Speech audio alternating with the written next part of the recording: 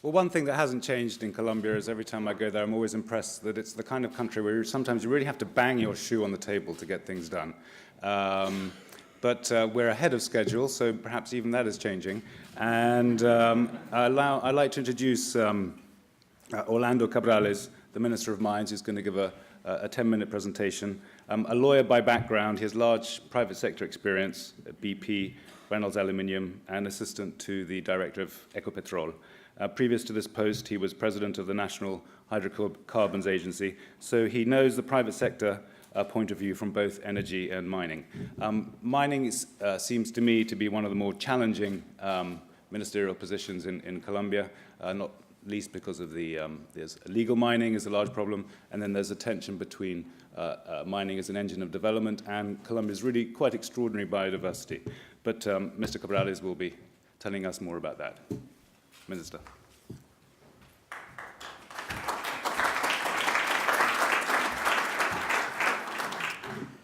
Thank you. Thank you to the Financial Times for giving us the opportunity to present the investment opportunities in Colombia, and to give me the opportunity to speak a little bit about the transformation we have experienced over the last decade in the energy and mining sector. Let me start by indicating what this transformation has meant for the Colombian economy. Today, the energy sector, which comprises oil and gas, electricity, and mining, represent 10.3% of our total GDP. 5 years ago, this number was 8%. So this is a significant increase over the last 5 years. So it represents today 10.3% of our GDP. It represents 25% of the total central government revenues, 25%. 5 years ago, it represented 12%. So it has doubled its participation in the government revenues of the country. It represents 70% of our total exports. And also it represents 55% of the foreign direct investment flowing every year into our economy. So really the energy sector has become the main financer of our economic development. The financer for the reduction of the programs of financing of the programs to reduce the poverty in Colombia, to finance the economic development of the country. But we do have some important challenges going forward, and let me concentrate on those for a moment. In the first instance, in terms of oil, we have had a significant increase over the last 7 years. In terms of crude production, we have almost doubled our crude production over the last 7 years. I think a few countries around the world can tell the same story. 7 years ago, we produced a bit more than 500,000 barrels per day. Today, we are producing more than 1 million barrels per day. Exploration is also going up. Last year, we achieved a record figure in terms of drilling of exploratory wells, 131. This year, we have a more ambitious target, which is 135.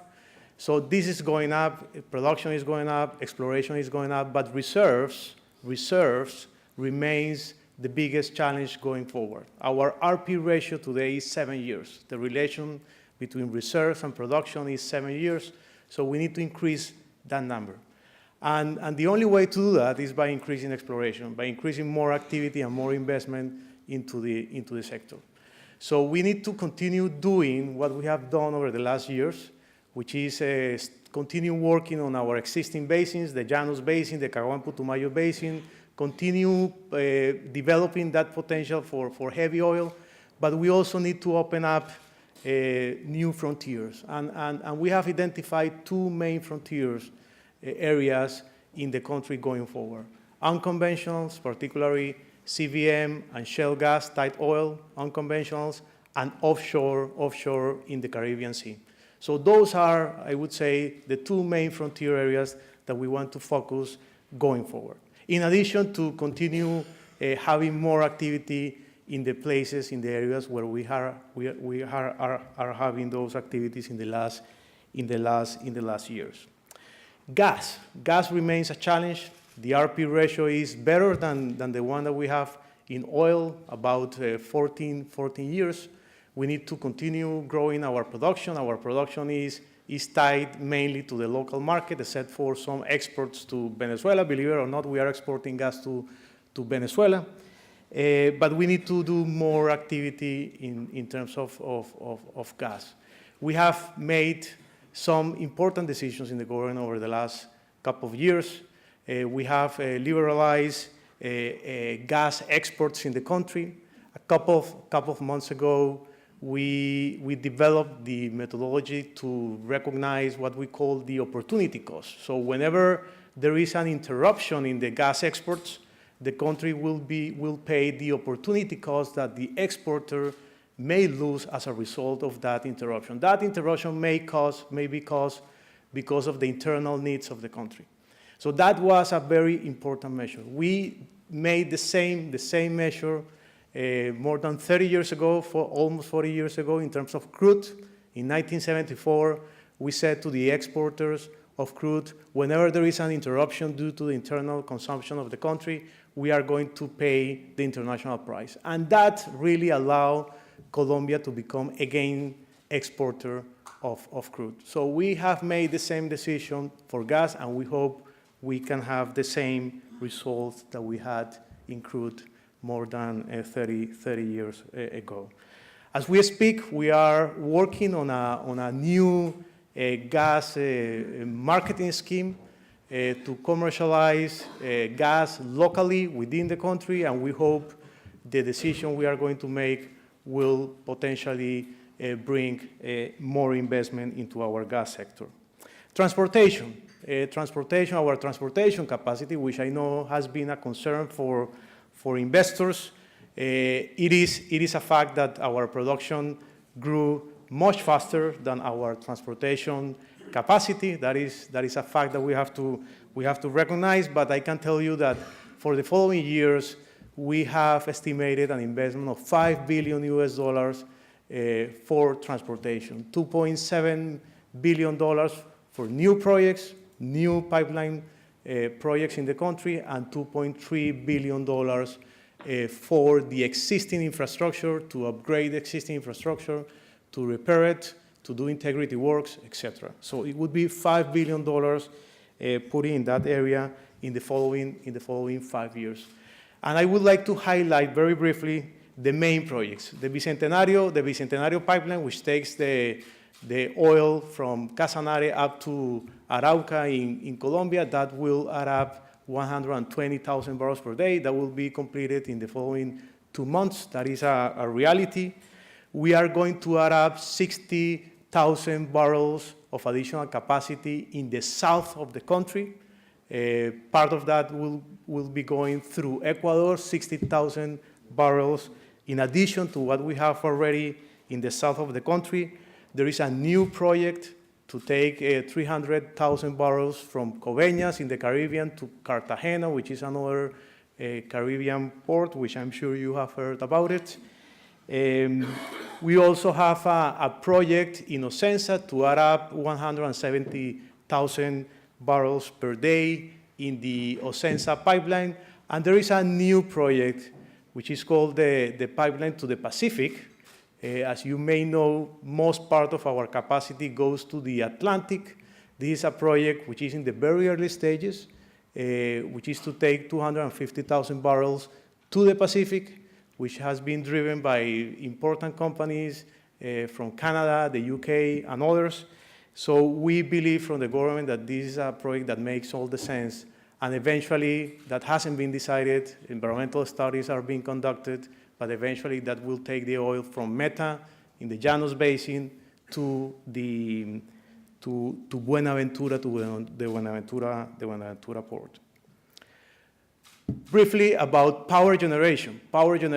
We are investing in the following years up to 2018, $10 billion US dollars in increasing the power generation capacity of the country. $10 billion in the following years that will take our capacity from 14,000 megawatts up to almost 19,000 megawatts.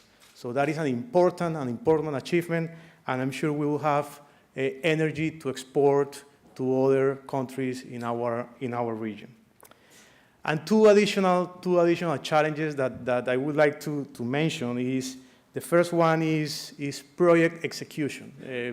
Really, and I know that for investors, the environmental licenses and permits are taking more time that we should expect. That is a reality, but I can tell you as well that we have made significant improvements, important improvements over the last 6 months.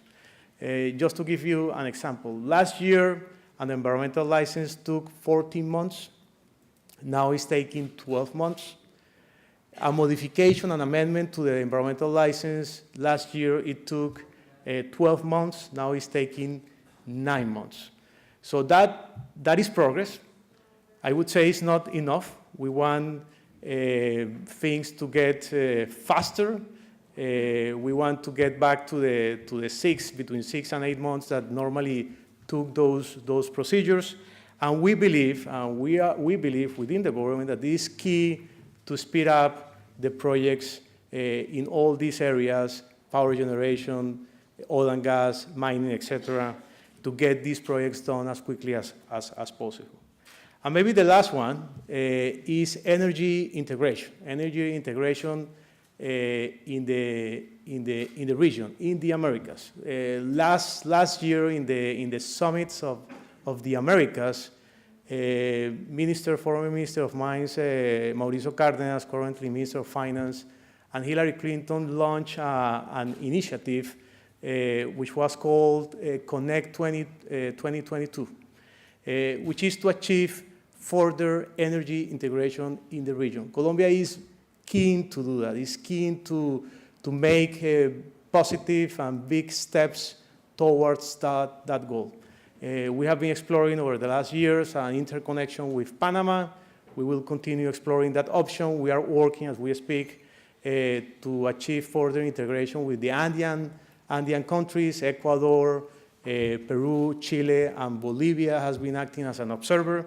So we are very keen to continue progressing on that agenda. So that is, broadly speaking, in these 10 minutes, the main challenges that we have, the opportunities that we have for investing in the country.